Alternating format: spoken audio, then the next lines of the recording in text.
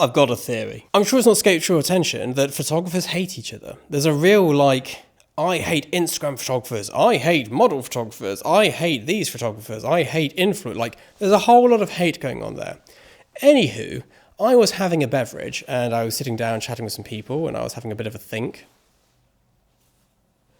And I spotted something. I spotted a pattern. I want you to let me know in the comments below if you think I'm miles off the mark here. But it's to do with the flow of money. Let's look at this. So we have camera brands or any brand influencer. These people pay the influencer. We have hobbyists and camera brands. These hobbyists pay the camera brand. We've got money moving in opposite directions here. We then have pro photographers and camera brands, and we don't buy anything. We just rent it all, which brings rental house into it. But it's a very strange thing. So what we have here is we have a commercial set with a photographer using a £100,000 camera, which he doesn't own. He just rents it for the day. And people look at that and go, well, how on earth do I ever afford that? You then have influencers who are going, come and buy this bit of kit that I'm endorsed by. And hobbyists going, I'm being advertised that. It's like this whole mess going on where everybody's at a different part of the cycle. There's either the standoff with the pros, and of course we do buy kit, but not to the point that hobbyists do. You've got hobbyists spending a fortune on kit, and you've got influencers being paid a fortune for kit. And this is where the disharmony comes into it all. And I kind of understand this because I live in three camps, kind of. I am a hobbyist film photographer. I spend all my money on film. I spend it on film cameras. It is my hobby. I love buying that stuff. I'm a YouTuber. Almost all of this rig I'm shooting this on, I've been given or paid to use. Like my light here, I'm being paid to use it. I'm not going to say who it is because they're not paying this particular video, and you can't see it, but I'm being paid to have this light shooting on me.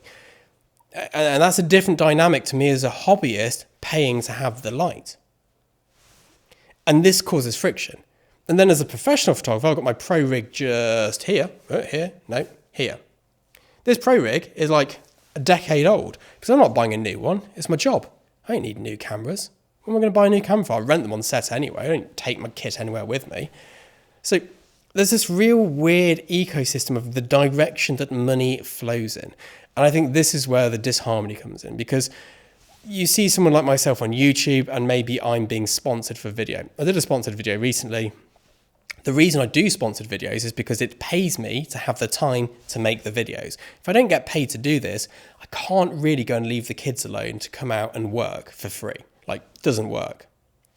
As a hobbyist film photographer, I have to buy the stuff because it's of no financial use to anybody to give it to me for free. I mean, at Ilford, if you're listening, hook me up with some more HP 5 Plus, please, because my fridge is running low. But, it's very difficult for them to justify that. So I have to pay for it. But at the same time, I'm seeing another photographer being given it for free because they're a film photography influencer.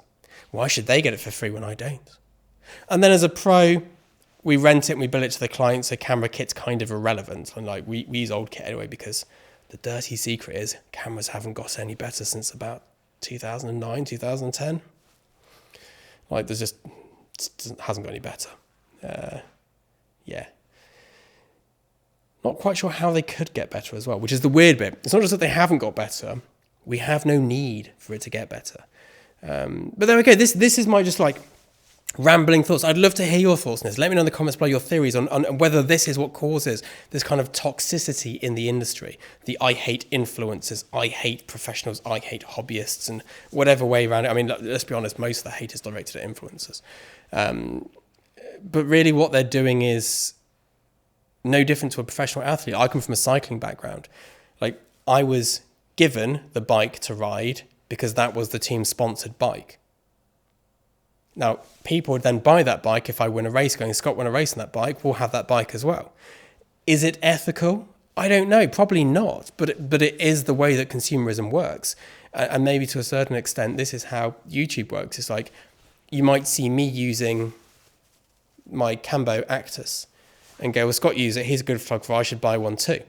Now, I paid for my Cambo Actus, and I do marketing for them for free. They're a great brand and they don't have the budget for it. So I'm happy to push their product. It's good and all the rest of it. But say I was paid to use it and then you bought one. Does that change the ethics of it? I feel it does. But I also know that I have to do things like that to make money, to be able to make these videos. So it's like, where do you draw the line? Where is the ethical, moral line in all of this? And as I said, I'd love to hear your thoughts on it. This is more just I'm opening up the discussion. Let me know your thoughts. I'd love to hear them. I'll see you all soon. Bye-bye.